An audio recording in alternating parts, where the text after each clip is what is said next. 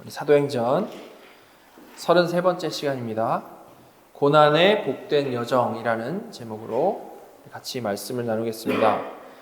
사도행전 14장 1절부터 28절까지인데요. 우리 19절부터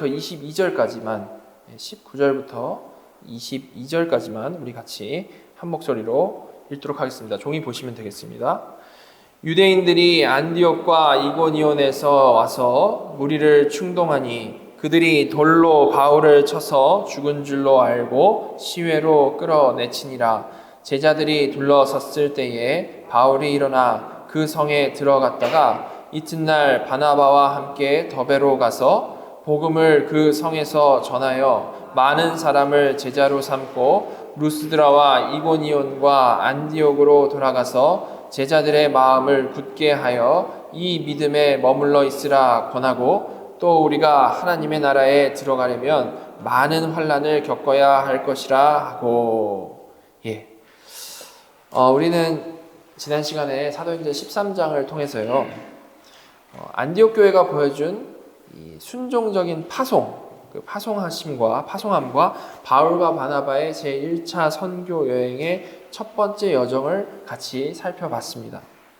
먼저 구브로 섬으로 간 이 선교단은요, 로마 총독 서기오 바울의 놀라운 그 회심을 경험했지만 그 과정 가운데서 이 마술사 엘루마라는 그 사람의 집요한 방해라는 그런 영적인 전투를 또한 경험을 해야만 했었습니다. 이후에 험난한 길을 지나서 이제 소아시아 내륙의 비시디아 안디옥에 도착한 그들은요, 유대인 회당에서 그의 그 첫 번째 주요 설교를 하게 됩니다. 그 내용은 이 구약의 모든 언약의 내용, 구약의 모든 언약과 예언이 예수 그리스도의 죽으심과 부활을 통해서 성취되었으며 오직 그분을 믿는 믿음으로만 죄사함과 의롭다 하심을 받는다라는 아주 논리적이고 아주 성경적인 그 복음의 핵심을 바울이 전했던 것이죠. 그런데 이 귀한 생명의 복음 앞에서 사람들의 반응은 둘로 극명하게 나뉘었습니다. 많은 이방인들과 일부 유대인들은 기쁨으로 그 말씀을 받아들였던 반면에 시기심에 사로잡힌 유대 지도자들은 어땠습니까? 복음을 아주 완강히 거부를 했죠. 그리고 오히려 바울과 바나바를 맹렬하게 비방하면서 박해를 선동했습니다. 그래서 결국 사도 바울 일행은 비시디아 안디옥에서 쫓겨나게 됐죠. 그러나 감사하게도 그곳에 남겨진 제자들은 어떤 그 핍박이 계속됨에도 불구하고 오히려 기쁨과 또한 성령이 충만하여서 믿음의 공동체를 잘 이루어 나갔습니다. 이것이 바로 복음이 전파될 때 나타나는 이 빛과 어둠의 명확한 대립, 즉 하나님 나라와 세상 나라 사이의 이 필연적인 갈등의 모습인 것이죠. 예수님께서 친히 말씀하신 대로 복음은 이 세상에 거짓된 화평을 주는 것이 아니라 진리의 검이 되는 것입니다. 자, 오늘 우리가 함께 살펴볼 이 사도행전 14장의 말씀은요, 이고니온에서 시작해서 제가 지도를 드렸는데 보시면 되겠습니다. 이고니온에서 시작해가지고 루스드라와 더베를 거쳐서 다시 이 파송교회였던 수리 안디옥에 돌아오기까지 아주 긴 여정이죠. 바울과 바나바의 첫 번째 선교 여행의 후반부를 그리고 있습니다. 오늘 말씀을 통해서도 우리가 이 복음의 전진이 결코 평탄한 길이 아니라는 것을 다시 한번 확인하게 되는데요. 그러나 동시에 우리는 그 모든 역경과 그런 모든 환난 가운데에서 당신의 교회를 세우시고 구원의 역사를 이루어 가시는 그 하나님의 놀라운 지혜와 주권적인 그 능력을 다시 한번 우리가 목도하게 될 것입니다. 자, 이제 이 14장 생각을 해보면요. 크게 이 14장은 1절부터 7절까지와 또 8절부터 마지막 절까지 내용으로 크게 둘로 나눌 수가 있는데요. 먼저 이 앞부분 1절부터 7절까지의 내용은 뭐냐면 이 비시디아 안디옥에서 쫓겨난 바울과 바나바가 이고니온에서 사역한 내용을 이제 간략하게 요약하는 부분입니다. 자, 1절부터 1절 2절을 좀 보시면, 이에 이고니온에서 두 사도가 함께 유대인의 회당에 들어가 말하니 유대와 헬라의 허다한 무리가 믿더라. 그러나 순종하지 아니하는 유대인들이 이방인들의 마음을 선동하여 형제들에게 악감을 품게 하거늘. 비시디 안디옥에서 동남쪽으로 한 130km 정도 떨어진 곳에 이 루가오니아 지역이 있는데, 지역 이름입니다. 지역이 있는데 거기 주요 도시가 이고니온입니다. 그 이고니온에 도착한 바울과 바나바는요, 이전 도시에서와 마찬가지로 같은 선교 전략을 따르고 있습니다. 즉 그들은 함께 유대인의 회당에 들어가 복음을 전했다라고 나오죠. 그죠? 그 결과 이전처럼 유대와 헬라의 허다한 무리가 믿는 아주 놀라운 부흥을 경험하게 된 것입니다. 이를 통해서 우리는 다시 한번 이 유대인과 이방인의 장벽을 넘어서 모든 사람에게 구원을 베푸시는 그 하나님의 은혜를 다시 한번 보게 되는 것이죠. 자, 그러나 역시 언제나 그러하듯이 복음의 빛이 비추는 곳에는 어떻습니까? 이 어둠의 세력 또한 다시 한번 발악하기 마련입니다. 그죠? 2절은 그러한 필연적인 영적인 갈등을 다시 한번 보여주고 있는데요. 그 복음에 뭐라고 나와 있습니까? 순종하지 아니하는 유대인들, 말씀을 믿지 않고 의도적으로 거역하는 자들이 새로 믿게 된 그 이방인들의 마음을 선동해서 악감을 품게 만들었다라고 말씀을 하고 있습니다. 언제나 이 공격하는 자들의 이 행동 패턴은 똑같지 않습니까? 그렇죠? 항상 같은 패턴으로 이렇게 공격을 하는 겁니다. 자, 그러한 반대와 위협이 고조되는 상황 속에서 이제 바나바와 바울이 있는 것인데, 이들이 어떻게 반응을 했죠? 자, 그들은 위축되거나 도망가지 않고요. 3절 말씀 보시면 두 사도가 오래 있어 주를 힘입어 담대히 말하니 주께서 그들의 손으로 표적과 기사를 행하게 하여 주사 자기 은혜의 말씀을 증언하시니. 아주 놀랍게도 이 바울과 바나바는요, 그런 힘든 상황 가운데 있던 그 이고니온에서 오히려 뭐라고 합니까? 오래 있었다라고 말씀하고 있습니다. 오래 있었다. 그리고 그렇게 오래 있으면서 주를 힘입어서 그들은 담대하게 말을 했고, 주께서는 그들의 손으로 표적과 기사를 행하게 하심으로 은혜의 말씀을 증언할 수 있게 하셨다라고 나와 있죠. 이것이 그렇게 어려운 상황 속에서도 그들이 정말로 용기를 내가지고 끝까지 사역할 수 있었던 이유로서요. 그들이 어떤 특별한 사람이어서가 아니라, 우리와 다른 특별한 사람이어서가 아니고, 바로 그들이 주님의 이런 분명한 인도하심 가운데 있었기 때문에 그렇게 잘 이겨낼 수 있었던 겁니다. 힘든 곳에서도 주님께서 표적과 기사를 통해서까지 계속해서 분명하게 인도를 잘 해주시니까 그곳에서 계속 은혜의 말씀을 증언하지 않을 수가 없었던 것이죠. 자, 그러나 이처럼 표적 가운데 전해진 이 강력한 말씀, 표적까지 동반된 이 강력한 말씀을 듣고도, 자, 이고니온 도시 전체가 회개하고 돌아왔으면 좋았을 텐데 그러지 못했다라는 거죠. 자, 4절 보시면 그 시내의 무리가 나뉘어 유대인을 따르는 자도 있고 두 사도를 따르는 자도 있는지라. 역시 이번에도 복음은 사람들을 둘로 나눕니다. 둘로 나누죠. 어떤 이들은 복음을 반대하는 이 유대인들을 따랐고요. 어떤 이들은 두 사도를 따르면서 복음을 받아들였습니다. 근데 그렇게 나뉘는 것에서 딱 끝나지 않았고, 이번에도 역시 상황은 더 악화가 되죠. 자, 5절 6절 보시면 이방인과 유대인과 그 관리들이 두 사도를 모욕하여 돌로 치려고 달려드니 그들이 알고 도망하여 루가오니아의 두 성 루스드라와 더베와 그 근방으로 가서, 복음을 반대하던 이방인과 유대인과 그 관리들이 아주 하나로 됐죠. 한 마음으로 연합하여서 두 사도를 모욕하여 돌로 치려고 달려들었다라고 말씀을 하고 있습니다. 그리고 거기서 이제 생명의 위협을 느낀 바울과 바나바는요, 즉시 그 도시에서 도망해서 루가오니아 지역의 다른 도시인 루스드라와 더베와 그 근방으로 갔다라는 거죠. 지도 보시면 그 경로를 잘 눈으로 확인을 할 수가 있는데요.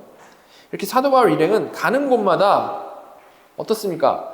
보통 사람들이 경험하기 힘든 정말 아주 극단적인 생명의 위협을 느끼면서 사역을 해 나갔던 겁니다. 가는 곳마다 막 돌로 치려고 달려들어온다고 생각을 해보십시오. 얼마나 이게 극단적이고 위험한 상황입니까? 그죠?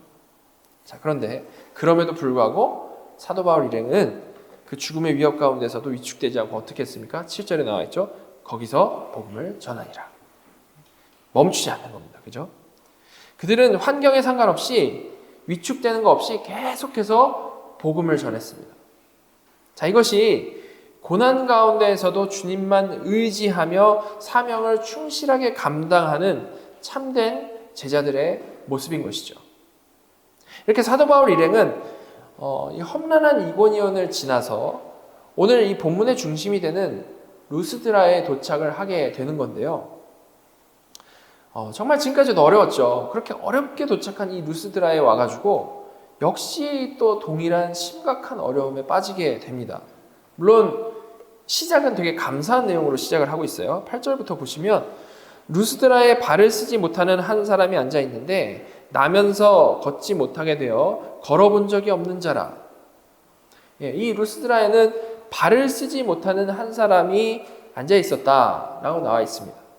누가는 나면서 걷지 못하게 되어서 걸어본 적이 없는 자다라고 표현을 하면서 그의 그냥 완전히 절망적인 상황을 부각시켜서 말을 하고 있죠. 이 사람은 도저히 인간의 의술이나 노력으로는 고쳐질 수 없는 그런 완전한 절망 가운데 있었던 사람이다라는 것을 여기 이제 분명히 강조를 하는 겁니다. 자, 그런데 이 완벽한 절망 속에 있었던 사람이 뭐 하고 있었습니까? 바울이 복음을 전할 때 그 말씀에 귀를 기울이고 있었던 거죠. 9절 말씀 보시면 바울이 말하는 것을 듣거늘 바울이 주목하여 구원받을 만한 믿음이 그에게 있는 것을 보고. 안지명이 남자는요, 바울이 말하는 것을 정말 잘 듣고 있었던 겁니다. 단순한 어떤 구경꾼으로서가 아니라 선포되는 하나님의 말씀에 아주 진지하게 귀를 기울이고 있었던 자라는 거죠. 바로 그때 이제 바울이 주목하여 그를 보았다라고 나오는데요. 여기서 주목하다라는 표현은 그냥 단순히 이렇게 지나가서 쓱 봤다 이런 게 아니고요. 성령님이 주시는 통찰력으로 상대의 마음에 깊숙한 것을 꿰뚫어보는 그런 바라봄을 말을 하는 겁니다. 어떤 계기와 상황 가운데 그렇게 볼 수 있었는지는 정확히 나와 있지 않지만 아주 영적인 분별력을 가지고 정확히 꿰뚫어 본 거죠. 그리고 그렇게 정확히 바라본 바울은 그에게서 구원받을 만한 믿음이 있는 것을 보게 된 것입니다. 자, 그렇게 그에게서 믿음을 확인한 바울은 지체하지 않고 하나님의 권능으로 선포를 합니다. 10절 말씀입니다. 큰 소리로 이르되 내 발로 바로 일어서라 하니 그 사람이 일어나 걷는지라. 바울은 큰 소리로 안진뱅이에게 내 발로 바로 일어서라 라고 명령을 했는데 여기서 바로라고 나와 있죠. 이 바로라는 이 단어는요, 정말 조금의 불편함도 없는 완전한 치유를 말하는 그런 단어입니다. 완벽히 고쳐지는 거예요. 일어서라라는 단어는 단순히 물리적으로 딱 일어서는 그 정도의 얘기를 하는 것이 아니라 마치 이 죽음에서 생명으로 옮겨지는 부활을 연상시키는 단어가 쓰여져 있어요. 그래서 어떤 완전한 회복과 새로운 시작을 의미하는 그런 표현이 여기에 쓰여져 있는 것을 우리는 확인을 할 수가 있습니다. 그러니까 이 바울의 명령은 단순히 그 사람의 병을 고쳐줬다라는 정도의 의미 이상으로 영적인 회복까지를 포함한 아주 강력한 표현인 거죠. 정말로 그 사람을 고친 겁니다. 자, 바울의 권위 있는 명령에 어떤 놀라운 일이 일어났습니까?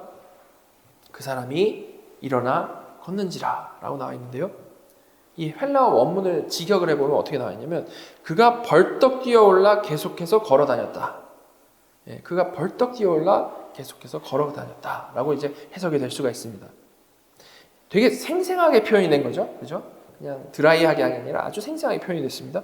이렇게 누가는 평생 한 번도 걸어본 적 없는 이 사람이, 정말 불가능한 이 사람이 그 자리에 즉시 뛰고 걷게 된 것을 매우 강력하게 표현을 한 것입니다. 여러분, 이 장면을 우리가 상상하게 되면요, 혹시 생각나는 사건이 있지 않으십니까?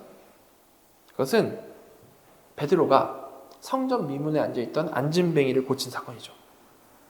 거의 완전히 동일한 사건입니다. 그죠? 이렇게 이 사건을 통해서 우리는 바울에게도 동일하게 사도적 권능이 나타났다는 것을 확인하게 되는 거죠. 베드로에게 나타났던 그 상징적인 사건이 바울에게도 이 초창기에 딱 나타난 겁니다. 똑같은 모습이 재현되고 있습니다. 자, 이렇게 놀라운 일이 일어났는데 그러나 이 놀라운 치유의 사역을 목격한 루스드라 사람들의 반응이요, 이 바울과 바나바가 전혀 예상하지 못했던, 심지어는 정말 매우 당황스러운 방향으로 흐르게 된 겁니다. 11절 12절 말씀 보시면 무리가 바울이 한 일을 보고 루가오니아 방언으로 소리질러 이르되 신들이 사람의 형상으로 우리 가운데 내려오셨다 하여 바나바는 제우스라 하고 바울은 그 중에 말하는 자이므로 헤르메스라 하더라. 안진뱅이가 치유되는 이 놀라운 광경을 목격한 루스드라의 그 무리들이 아주 극도로 흥분한 거죠. 그들은 자신들의 이 토착 언어죠. 토착 언어인 루가오니아 방언으로 막 소리를 질렀다라고 나와 있습니다. 즉 그들은 막 정말로 놀라가지고 흥분해가지고 외친 건데요. 그들이 외친 충격적인 내용이 뭐냐면 신들이 사람의 형상으로 우리 가운데 내려오셨다. 그죠? 그들은 바울과 바나바를 평범한 인간이 아니라 자신들이 섬기던 이 그리스 로마 신화에 나오는 그 신들의 현현으로 생각을 했던 겁니다. 지금까지 이런 일을 본 적이 없으니까요. 그죠? 그 당시 이 소아시아 지역에서는 그렇게 신들이 인간의 모습으로 지상에 방문한다라는 그런 미신적인 생각들이 많이 있었는데요. 그들이 그 평소에 믿고 있던 대로 기적을 보고 바로 글로 연결시켜서 생각을 한 겁니다.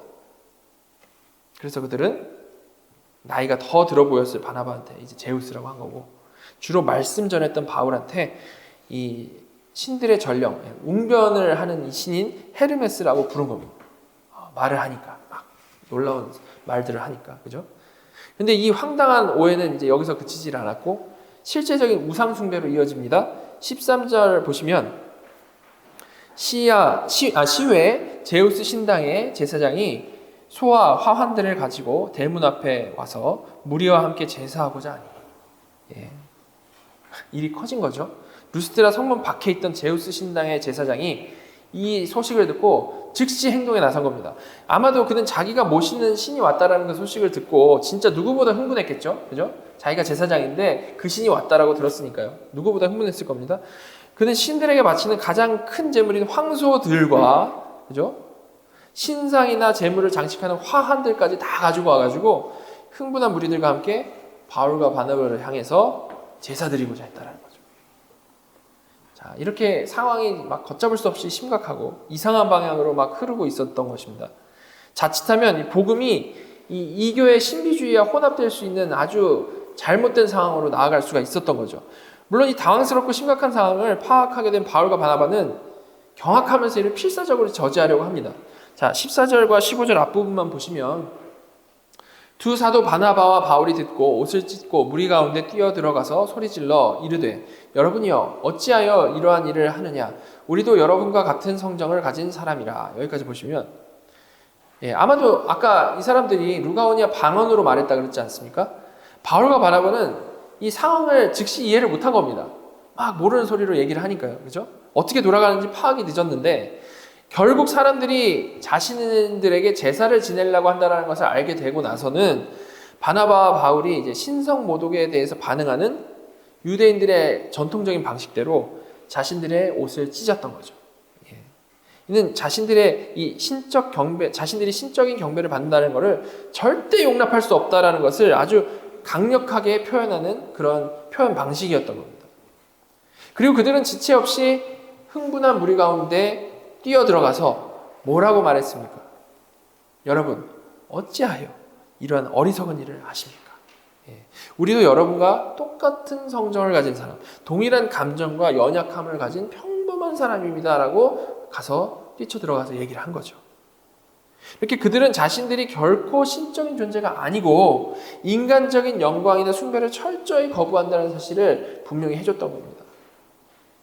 그리고 이어서 바울은 그들이 루스드라에 온 진짜 목적이 무엇인지를 이제 열정적으로 선포를 하는데요. 그 기회를 힘입어서 열정적으로 선포를 합니다. 15절 후반부부터 18절까지 말씀을 이어서 보시면 여러분에게 복음을 전하는 것은 이런 헛된 일을 버리고 천지와 바다와 그 가운데 만물을 지으시고 살아계신 하나님께로 돌아오게 함이라.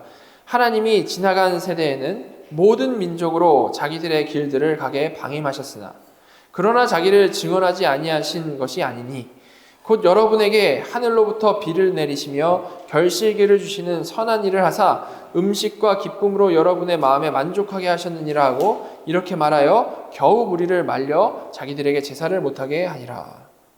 자, 바울과 바나바는요, 여러분에게 복음을 전하는 것은 여러분이 지금까지 섬겨온 이런 헛된 일들, 즉 근거 없는 생각들에서 나온 이 우상 숭배를 버리고 천지와 바다 그 가운데 만물을 지으시고 살아계신 하나님, 정말 유일하신 신이시고 참되신 창조주 하나님께로 돌아오게 하려 합니다라고 선포를 정확하게 하고 있는 겁니다. 잔 스토트는 이것이 이 이교도 청중이지 않습니까? 그 청중의 수준에 맞춰서, 배경에 맞춰서 매우 지혜롭게 한 설교라고 평가를 하는데요. 왜냐하면 이 유대인의 회당에서처럼 구약 성경을 막 직접 인용해가지고 하는 대신에, 원래 그렇게 했지 않습니까? 유대인뿐만 아니라 모든 사람이 경험할 수 있는 이 자연 계시를 근거로 해가지고 창조주 하나님의 존재로부터 시작을 해서 지금 그들의 우상 숭배가 잘못되었다는 것을 거기서부터 시작해서 지금 지적을 하고 있고, 유일하신 참 하나님께로 너희는 돌아와야 된다라고 거기서부터 시작해서 촉구를 하고 있기 때문에 참 지혜롭게 지금 설교를 하고 있다, 이제 평가를 하는 거죠. 자, 이어서 바울은 16절에 하나님께서 과거 지나간 세대에는 모든 민족으로 자기들의 길들을 가게 방임하셨으나 라고 이제 말을 하므로, 하나님께서 이전에는 이방인들에게 이스라엘에게 주셨던 것과 같은 특권을 주시지를 않았고 잘못된 길을 가더라도 적극적으로 막지 않으셨다라는 것을 먼저 얘기를 합니다. 이전에는 그랬다라는 거죠. 그러나 이어진 17절에서는 그러나 자기를 증언하지 아니하신 것이 아니니라고 또한 말씀을 합니다. 하나님께서는 심지어 그 방임하셨던 그 시대에도 여전히 이방인들에게 자신을 알리시는 증거들을 남겨두셨다라는 것을 분명히 여기서 말을 하고 있는 거죠. 그리고 그 증거는 하늘로부터 비를 내리시며 결실기를 주시는 선한 일들을 하사 음식과 기쁨으로 여러분의 마음에 만족하게 하셨느니라 라고 설명을 하고 있는 겁니다. 이렇게 하나님께서는요, 창조세계의 질서와 그 섭리를 통해서, 즉 여기서 표현한 대로 선한 일들을 통해서 세상 모든 사람에게 당신의 그 존재와 능력 그리고 선하심, 그것에 대해서 끊임없이 그런 방식으로 나타내 보이셨던 것이고, 이것을 우리는 뭐라고 합니까? 일반 계시, 자연 계시라고 하죠. 바울은 이를 통해서 이방인들 역시도 창조주 하나님을 알지 못하고 헛된 우상을 섬기는 것에 대해서 전혀 변명의 여지가 없다는 것을 분명히 말씀을 하고 있는 겁니다. 그 자연을 봤으면 너희들이 분명히 하나님이 계시다라는 것을 알 수 있었을 것이다라는 것을 짚어서 말하는 거죠. 너희 역시 변명할 수 없다라는 겁니다. 자, 이렇게 사도 바울은 때로는 막 옷을 찢는 격렬한 행동까지 하면서 그들이 어리석은 우상숭배에 빠져 있는 것으로부터 돌이킬 수 있도록 이제 말씀을 전하기 시작을 했는데요. 그래서 겨우 그들이 자신들을 섬기려고 했던 것을 잘 말리게 됐는데, 이제 거기서 끝이 아니었죠. 잘 나아가는 것 같은데 사탄의 공격은 거기서 멈추지 않고 거세어지는 겁니다. 이번에는 더 악랄하고 집요한 물리적 박해가 이제 적극적으로 시작이 되게 되는 건데요. 19절 말씀을 보면요, 유대인들이 안디옥과 이고니온에서 와서 무리를 충동하니 그들이 돌로 바울을 쳐서 죽은 줄로 알고 시외로 끌어내치니라. 루스드라에 이전 우리 거쳐왔던 이 사역지였던 비시디아 안디옥과 이고니온, 거기서부터 바울과 바나바의 사역을 아주 집요하게 반대했던 그 유대인들이 거기까지 쫓아온 겁니다. 시간도 많죠. 정말 집요하게 쫓아와가지고 남을 해하기 위해서 거기까지 쫓아온 거죠. 쫓아와서 그곳 루스드라에 무리를 또 막 충동을 한 겁니다. 이런 모습을 통해서 그들이 이 복음을 듣고, 아까 둘로 갈려졌다 그랬는데 그 적대심과 증오감이 어느 정도로 심한 건지 알 수 있는 거죠. 사실 그들한테 어떤 해를 가한 게 아니지 않습니까? 그냥 말씀을 전한 건데도 사람들은, 이 복음을 못 받아들이는 사람들은 이 복음을 듣고 이렇게도 분노한다는 거예요. 죄인의 성향인 것이죠. 자, 이게 근데 충동을 했어요. 그 사람들이 이제 열받은 사람들이 왔으니까 막 충동을 했는데, 이거 단순히 생각하면 여기 지금 루스드라에 있던 사람들은 바울과 바나바를 신으로까지 여기고 섬기려고 했던 사람들이죠. 그렇기 때문에 어쨌든 지금 바나바를 좋게 보고 막 섬기려고까지 했던, 와 진짜 우리의 신이다라고까지 했던 그런 사람들이기 때문에 그런 외부인의 충동에 넘어가지 않았을 거야 라고 생각할 수 있을 것 같습니다. 그죠? 근데 뭐라고 나와 있는 겁니까? 무리를 충동하니 그들이 돌로 바울을 쳐서 죽은 줄로 알고 시외로 끌어내치니라. 바로 충동에 넘어가가지고 돌로 치는 데까지 그냥 급속도로 나가는 거죠. 여러분, 이렇게 인간의 신념이라는 건요, 정말 별볼일 없는 겁니다. 정말 한순간에 흔들리는 거죠. 그죠? 갈대같이 요동칩니다. 그리고 거듭나지 않은 죄인은 어찌됐든 결국 복음을 대적하는 쪽으로 다 마음을 합치게 되어 있는 거죠. 거기로 단합을 하는 겁니다. 여기서 그것을 우리는 다시 한번 확인하게 되는 거죠. 자, 아무튼 이 폭행이 너무 심각해서 사람들은 뭐라고 나와 있습니까? 바울이 죽은 줄로 알고 그의 몸을 시외로 끌어내쳤다 라고 나와 있는데요. 이건 마치 이 짐승의 사체를 처리하듯이 그냥 생명이 꺼져가는 바울을 그들의 생각에선 죽었다고 생각을 한 거죠. 바울을 그냥 성문 밖에다 내다 버린 겁니다. 돌로 막 치다가 죽었네 하고 갖다 버린 거죠. 유대인들의 사주를 받은 이방인들의 손에 의해서 바울은 여기서 정말로 죽음의 문턱까지 간 겁니다. 하나님으로부터 직접 명백한 사명을 받은 바울이죠. 교회로부터 공식적으로 파송받은 선교사입니다. 그런 분이 초기부터 이렇게도 정말 상상하기 힘든 고난의 여정을 겪었다라는 거예요. 돌로 맞아 끔찍하죠. 자, 그러나 물론 하나님의 놀라운 은혜와 섭리는 이제 여기서 끝나지 않죠. 죽은 줄로만 알았던 바울에게 기적적인 회복이 일어납니다. 20절 앞부분만 보시면 제자들이 둘러섰을 때에 바울이 일어나 그 성에 들어갔다가 여기까지만 보시면요. 바울이 성 밖에 무참히 버려졌을 때 이 루스드라에서 복음을 듣고 새로 믿게 된 제자들이 이제 슬픔과 염려 가운데 그를 이제 쫙 둘러싼 겁니다. 버려진 그를 딱 둘러싼 거죠. 여러분, 이 피투성이가 된 자신의 스승을 보고 있는 그들의 그 심정이 어땠을까요? 정말 되게 좌절스럽고 너무 속상했겠죠. 근데 정말 중요한 것은 그런 가운데 바울이 기적적으로 다시 일어났다라고 말씀을 하고 있습니다. 그 죽은 줄로만 알았던 그 바울이 일어나서 마치 아무 일도 없었다는 듯이 다시 그 성, 자신을 돌로 쳤던 그 루스드라 성으로 돌아 들어갔다라는 거죠. 이건요, 바울이 막 특별히 체력이 좋아가지고 그것도 아니고 어떤 막 살고자 하는 의지가 강해서 그런 것도 아닙니다. 한번 생각을 해보십시오. 우리가 사람들한테 잘못 한 대 맞아도 죽을 수도 있는 거 아닙니까? 주먹으로 맞은 것도 아니고 사람들이 정말 죽도록 돌로 찍어가지고 피떡이 되어버린 그런 사람입니다. 죽은 줄 알고 아예 성 밖에다 내다 버린 사람인 거죠. 근데 그런 사람이 갑자기 딱 일어나가지고 돌아갈 수 있는 겁니까? 절대 이게 불가능한 거죠. 그죠? 이렇게 이 사건은 바울이 다행히 그래도 의식을 회복했구나 이 정도 사건이 아니고요. 이를 넘어서 완전히 명백하게 하나님께서 정말 초자연적으로 기적적으로 바울을 회복시켜 주신 사건이었던 겁니다. 마치 죽임당한 주님이 부활하신 것 같이 바울은 그렇게 초월적인 능력으로 바로 일어나가지고 다시 루스드라에 들어간 거죠. 정말 하나님의 놀라운 역사하심인 겁니다. 그죠? 자, 그리고 계속 이어서 보시면 20절부터 21절 이튿날 바나바와 함께 더베로 가서 복음을 그 성에서 전하여 많은 사람을 제자로 삼고 루스드라와 이고니온과 안디옥으로 돌아가서 자, 그날 밤을 루스드라에서 보낸 바울은 이튿날 며칠 동안 회복하는 기간을 갖고 병원에 입원해 있다 이게 아니고 이튿날 바나바와 함께 루가오니아의 또 다른 도시인 더베로 떠났습니다. 그리고 그곳 더베에서 변함없이 복음을 그 성에서 전하여서 많은 사람을 또 제자로 삼았다라는 거죠. 더베에서의 사역에 대해서는 다른 특별한 언급이 없죠. 그냥 많은 사람을 제자로 삼았다라는 이 기록만 있는 것을 보게 되면 아마도 되게 비교적 평온하고 많은 열매를 맺은 그런 지역으로 볼 수 있을 것 같습니다. 근데 그렇게 더베에서 많은 사람을 제자 삼은 성공을 이제 거뒀어요. 진짜 어려운 고난 가운데 있다가 와가지고 큰 성공을 거뒀습니다. 그럼 보통 사람 어떤 마음이 들까요? 사람이. 그죠? 거기를 떠날 생각을 하지를 못하거나 적어도 심한 박해가 있었던 곳으로 돌아갈 생각은 하지 못하겠죠. 그게 일반적이지 않겠습니까?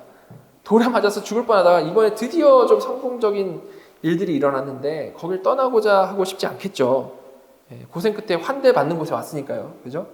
근데 누가는 바울 일행이 지금 어디로 갔다라고 기록하고 있습니까? 자신들이 극심한 박해를 받고 쫓겨났던 이전 도시들. 방금 전에 돌에 맞아 죽기 직전까지 갔던 루스드라. 폭도의 위협을 피해서 도망쳐야 했던 이고니온. 그리고 유대인들의 선동으로 추방당했던 비시디아 안디옥으로 돌아갔다. 라고 나오고 있습니다. 그죠? 여러분, 그들이 이처럼 성공적인 사역을 뒤로 하고 굳이 이 생명의 위협까지 무릅쓰면서 돌아갈 수 있었던 이유는 무엇이었을까요?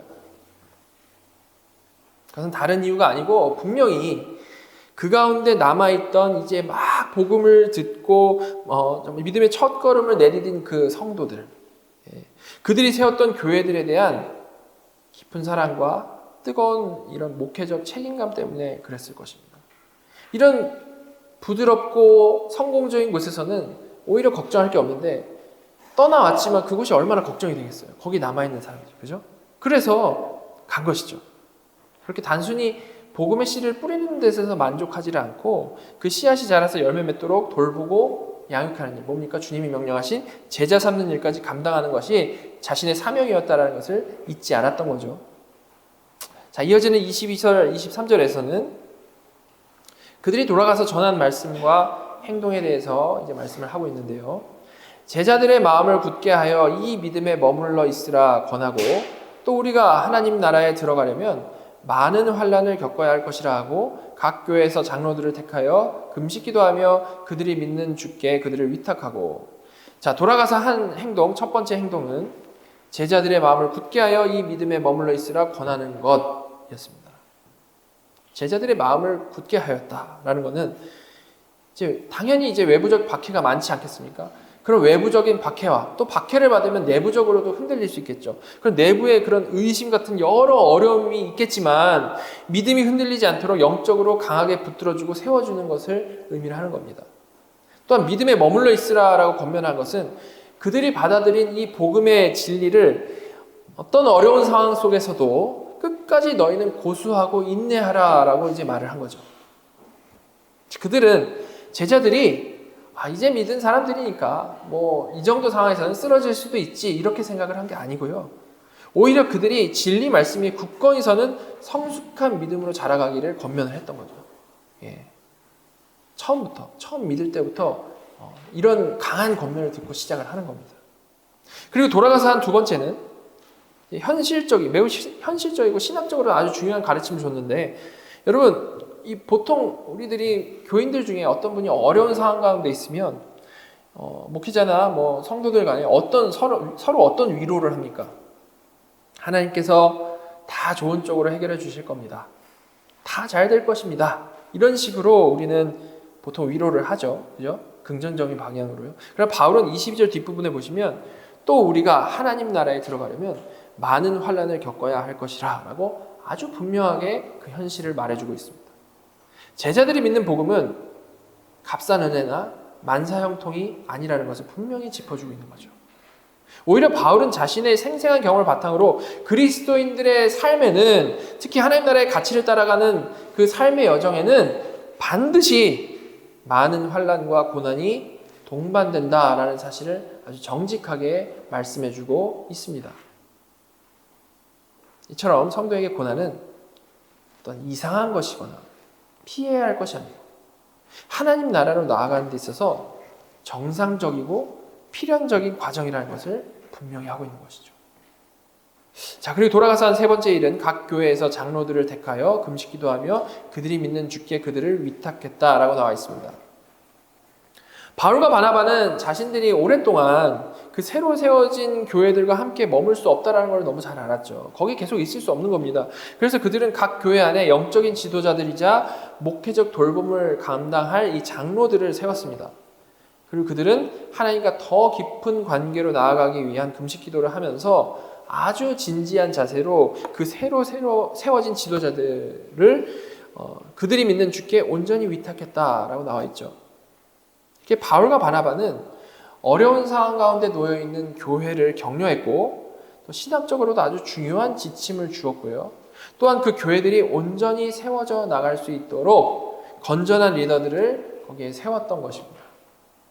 짧은 기간 동안 그들과 함께 하면서 교회가 건강히 세워져 나갈 수 있도록 정말 모든 노력을 다 기한 것이죠. 자, 이렇게 바울과 바나바의 길고 험난했던 1차 선교 여행은 이제 막바지에 이르게 되는데요. 그렇게 새로 세워진 교회들을 돌아보면서 제자들을 격려하고 장로들을 세우는 이 귀한 사역, 정말 그 교회들이 지속되어져 갈 수 있도록 그 귀한 사역을 잘 감당한 후에 그들은 마침내 그들을 파송했던 수리아 안디옥 교회로 다시 돌아가게 되는 것입니다. 24절부터 26절까지 보시면 비시디아 가운데로 지나서 밤빌리아에 이르러 말씀을 버가에서 전하고 아달리아로 내려가서 거기서 배 타고 안디옥에 이르니 이곳은 두 사도가 이룬 그 일을 위하여 전에 하나님의 은혜에 부탁하던 곳이라. 그들은 지도에 나온 대로 비시디아에서 밤빌리아 지역으로 내려가서 그 밤빌리아 도시인 그 버가를 지나서 아달리아에서 배를 타고 드디어 사랑하는 그 파송교회 수리아 안디옥으로 무사히 도착하게 되는 겁니다. 누가는 이 26절에서 이 안디옥을 이곳은 두 사도가 이룬 그 일을 위하여 전에 하나님의 은혜에 부탁하던 곳이라 라고 매우 특별한 곳이다 라고 소개를 하고 있어요. 이는 13장에서 우리가 지난 시간에 봤던 그 13장에서 안디옥 교회가 막 금식하고 기도하면서 안수함으로 바나바와 사울을 선교사로 파송을 했는데 그들의 모든 그 사역을 전적으로 하나님의 은혜에 의탁했었는데 그 장면을 정확하게 떠올리게 하는 거죠. 이렇게 선교사를 파송했던 그 교회였다는 것을 다시 떠올리게 하는 그런 부분인데요. 누가는 선교사역의 시작과 진행 과정 그리고 모든 결과가 인간의 능력이나 지혜가 아니고 오직 이 하나님의 주권적인 은혜와 인도하심 가운데 이루어졌다라는 것을 다시 한번 여기서 이제 강조를 하고 있는 겁니다. 근데 누가가 동시에 바울과 바나바가 이 안디옥 교회로부터 의탁받았던 그 일, 자, 제 1차 선교 여행의 그 사명을요, 두 사도가 이룬 그 일이라고 표현을 하고 있죠. 두 사도가 이룬 그 일이라고 표현을 하므로, 물론 이건 하나님이 주권적으로 이루신 선교 사역이었지만 그 안에서 사명을 감당한 그들이 순종함으로 충성함에 대한 그 강조 역시도 동일하게 같이 하고 있는 거죠. 하나님이 이루신 사역 가운데 이 두 분이 순종함으로 이런 귀한 일들이 이루어졌다라는 얘기를 하고 있는 겁니다. 자, 그리고 안디옥에 도착하자마자 바울과 바나바는 이제 교회를 다 모아가지고 공식적으로 선교 보고를 하는데요. 27절, 28절 보시면 그들이 이르러 교회를 모아 하나님이 함께 행하신 모든 일과 이방인들에게 믿음의 문을 여신 것을 보고하고 두 사도가 제자들과 함께 오래 있으니라. 공식적인 선교 보고를 하는데요. 그들은 자신이 겪었던 막 놀라운 일들, 힘들었던 일들, 개인적인 업적, 고생들 뭐 이런 것들 장황하게 늘어놓지 않았습니다. 그죠? 대신 그들은 모든 초점을 하나님께 맞췄죠. 그들은 첫째로 보고하기를 하나님이 함께 행하신 모든 일을 보고했다라고 얘기를 하고 있습니다. 그들의 모든 사역의 주체가 그들 자신이 아니라 하나님이시다라는 것. 하나님께서 그들과 동행하시면서 모든 일을 이루셨다라는 것을 분명히 하고 있는 겁니다. 둘째로 그들은 특별히 이방인들에게 믿음의 문을 여신 것을 중요하게 보고를 했죠. 이전까지 닫혀 있었던 것처럼 보였던 이 이방인을 향한 구원의 길이 이제는 모든 민족에게 활짝 열리게 되었다라는 것을 분명히 지금 선포를 하고 있는 것이고요. 이것이야말로 제1차 선교 여행에서 가장 중요하고 놀라운 성과였기 때문에 여기서 이렇게 강조를 하고 있는 겁니다. 드디어 이방인들에게 이렇게 문이 열렸다. 이거 하나님이 다 하신 것이다. 거기에는 어떠한 자랑도 없는 거죠. 그죠? 자, 이렇게 제1차 선교 여행이라는 대장정 성공적으로 마치고 온 이 두 사도는 이제 이 안디옥 교회에서 제자들과 함께 오래 있으니라 라고 되어 있죠. 그들은 다음 사역을 준비하면서 이제 안디옥 교회에서 말씀을 가르치고 이제 성도들과 깊은 교제를 나눴던 겁니다. 회복의 시간인 거죠. 영적인 재충전을 하는 그런 시간. 그리고 이방인 선교의 중심지로서 이 안디옥 교회를 더 굳건히 세워나가는 그 귀한 시간을 거기서 보냈던 겁니다. 자, 이렇게 오늘은 사도행전 14장을 통해서 이 사도 바울 1차 전도 여행의 후반부를 우리가 모두 다 살펴봤습니다. 이 여행의 리더였던 이 사도 바울은요, 우리가 잘 알다시피 이 다메섹 도상에서 하나님으로부터 강력한 부르심을 받은 사람이었고요. 고향에서 또한 가가지고 오랜 시간 동안 준비했던 그런 사람이었습니다.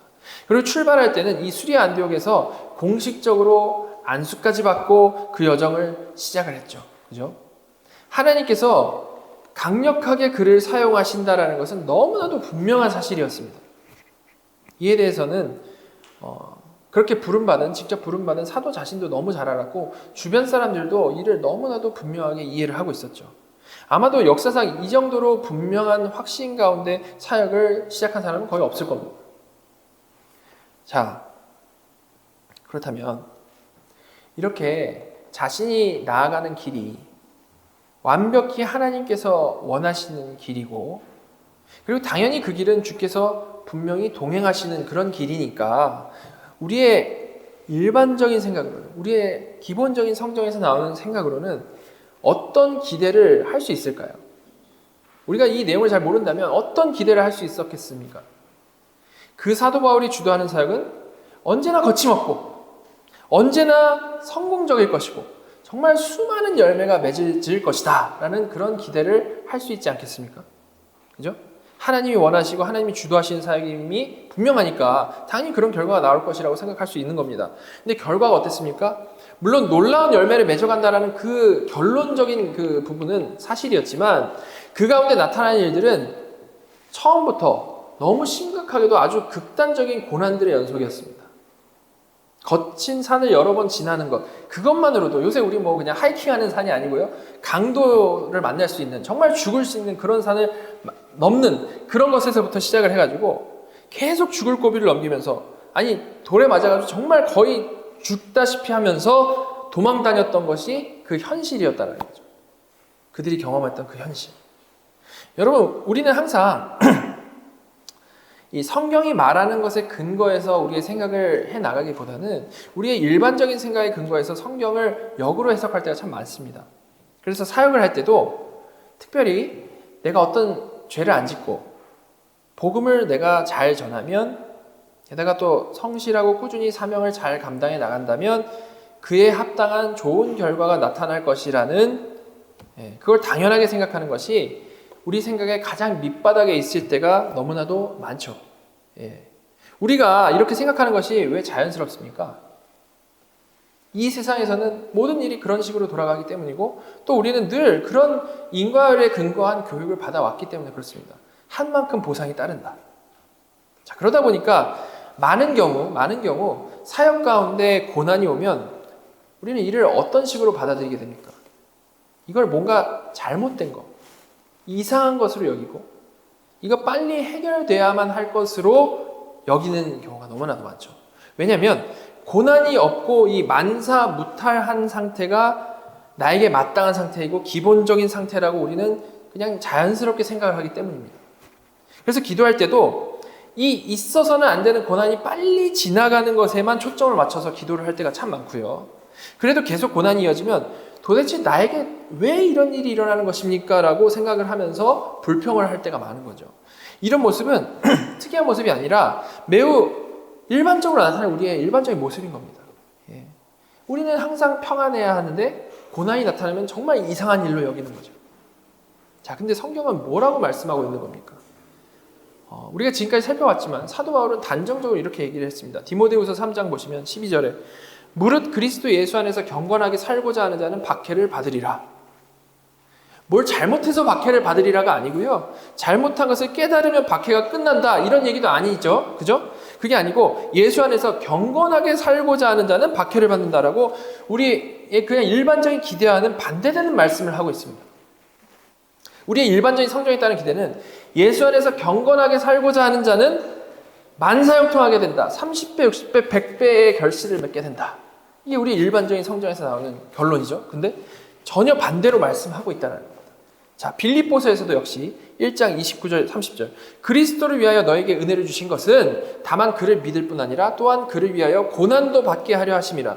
너희에게도 그와 같은 싸움이 있으니 너희가 내 안에서 본 바요 이제도 내 안에서 듣는 바니라. 내 경험이라는 거죠.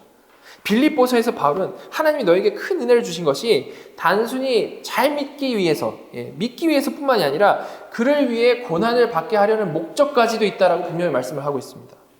여기서도 고난은 어떤 피해가야 할 이상한 게 전혀 아니고요, 오히려 성도에게 주어진 목적 중에 하나이다라고까지 말씀을 하고 있는 거죠.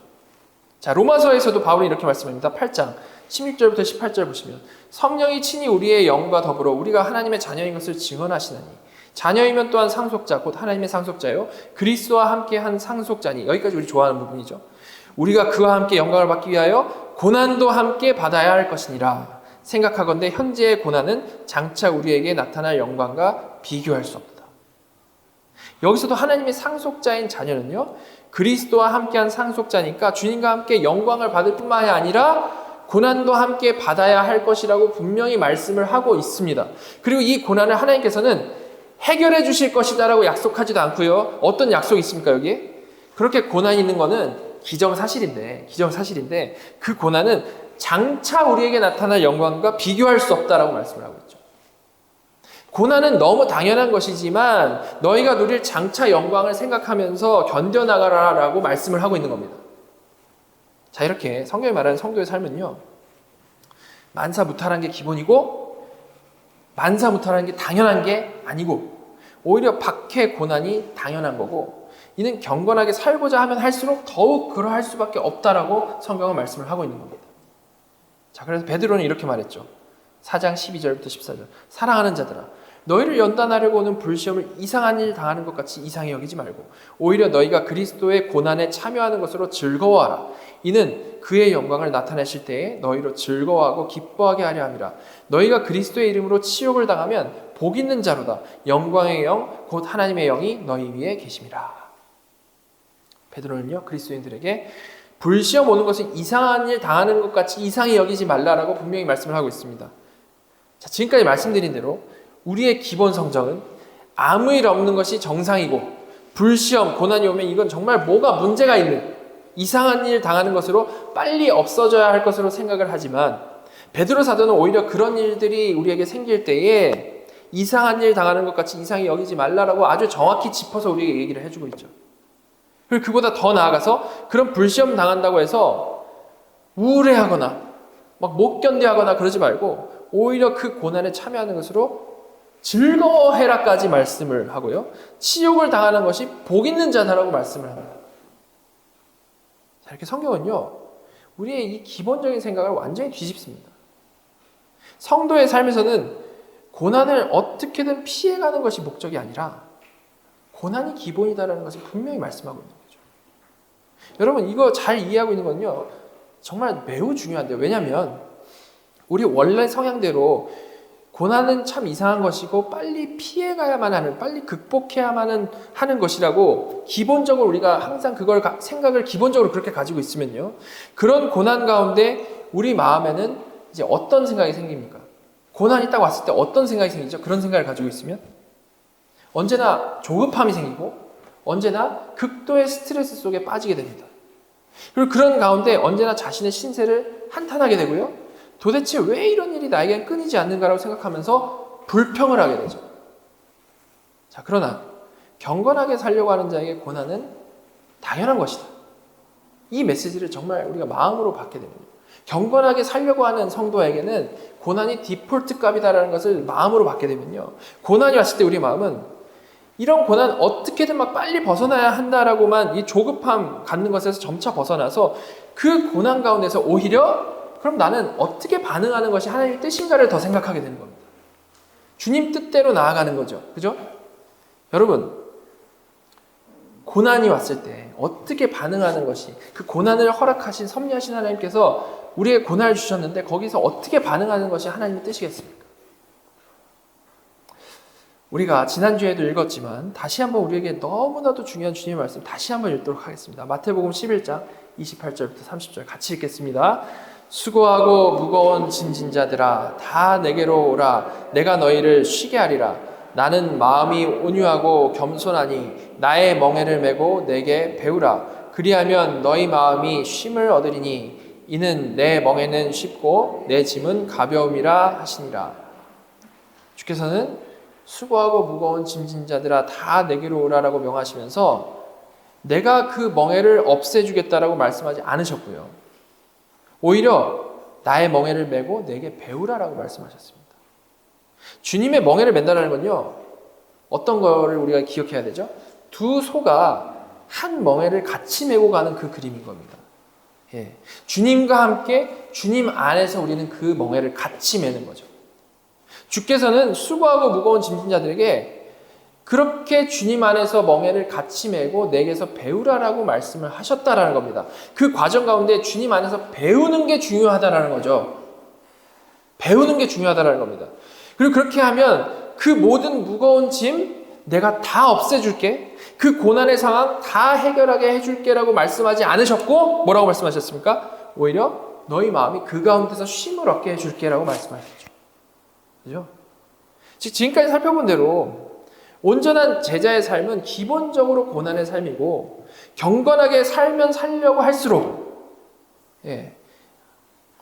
경건하게 살면 살려고 할수록 정말로 박해를 받는 것은 기정사실일 수밖에 없는데 그 무거운 짐을 메고 혼자서만 막 끙끙대고 있거나 아니면 그 무거운 짐을 어떻게든 스스로 극복해가지고 없애버리려고 하는 것이 주님이 우리에게 기대하시는 모습이 아니라는 거죠.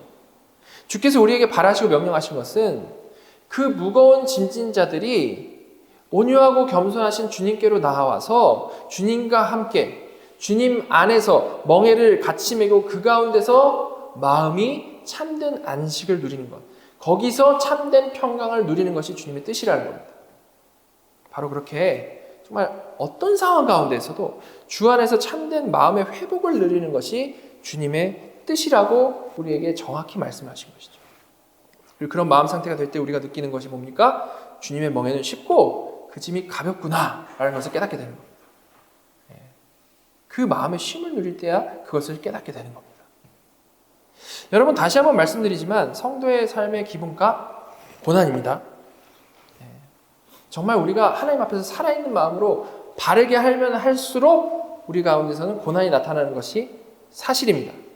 왜 그렇습니까? 제가 자주 말씀드렸지만 공중권세 잡은 자 사탄이 있고 거기서 역행해 가려고 하니 강을 거슬러 올라가려고 하니까 당연히 사탄의 방에는 거세질 수밖에 없는 거죠. 그냥 레이지 리버처럼 강 튜브 타고 내려가면 뭐 편안한 겁니다. 근데 강을 거슬러 올라가려고 하니까 우리는 고난이 생기는 겁니다. 경건하게 살면 살수록 우리는 고난이 생길 수밖에 없는 거죠. 근데 이제 우리는 그 고난에서 벗어나는 것, 이거 이상한 일이야 라고 생각하면서 벗어나는 것에 초점을 맞추고 살아가는 사람들이 아니라는 겁니다. 우리는 그 고난 가운데서 내게로 오라라고 명령하신 주님께 나아가서 거기서 그 상황 가운데서 참 평강을 누리는 것, 참 안식을 누리는 것에 포커스를 맞춰야 되는 사람들이라는 겁니다. 하나님이 주신 어떻게 보면 기회인 것이죠. 진정한 평강, 진정한 안식을 그 가운데서도 누릴 수 있는 것. 그죠? 그래서 언제나 세상 사람들은 고난에서 어디로 나아가죠? 죽음으로 나아갑니다. 세상 사람들의 고난은 죽음입니다. 이 고난이 있다는 것은 세상 사람들이 정말 망하는 길인 거죠. 그러나 우리는 고난에서 거기서 천국을 발견하고 누리는 자들이라는 겁니다. 그 고난 중에 우리의 온전한 믿음이 발휘가 되는 것이고요. 그 고난 중에 우리는 더 온전히 마음 다해 하나님이 얼마나 크신 분이신지, 얼마나 놀라우신 분이신지를 깨닫고 정말 마음 다해 찬양할 수 있는 것이죠. 자, 앞으로 저와 여러분의 이 모든 인생이 어떤 상황 가운데 있든지, 어떤 고난 가운데 있든지 언제나 하나님을 향하고 그 가운데 정말 하나님의 인자하심, 하나님의 자비하심, 하나님의 그 사랑을 더욱더 풍성히 알고 누리고 찬양하는 귀하고 복된 인생 되시기를 간절히 소망합니다. 같이 기도하도록 하겠습니다. 하나님, 바울의 전도 여행을 통해서 복음을 전하는 가운데 하나님께서 주시는 능력과 그 열매를 보게 하여 주셔서 감사합니다. 같은 사명을 받은 저희 모두도 그렇게 복음 전하는 길에 하나님께서 놀랍게 인도하여 주실 것과 열매 맺어 주실 것을 기대하며 기쁨으로 순종하는 자들 다 되게 은혜 내려 주시옵소서. 그리고 언제나 하나님을 대적하는 이 세상은 복음 전하는 자들을 핍박한다라는 것을 우리가 다시 한번 생각하면서 우리가 경건하게 살아가려고 하는 성도에게 고난은 당연한 것이라는 것을 분명히 이해하고 낙심하거나 좌절하지 않게 하여 주시고 오히려 그 가운데 더 큰 은혜 주시는 주님이 나와 동행하시며 나를 위해 중보기도 하고 계시다라는 것을 정말 믿는 믿음으로 날마다 더 열심히 주님께로 달려나아가는 코너스톤 장로교의 성도들 모두가 되게 하여 주시옵소서.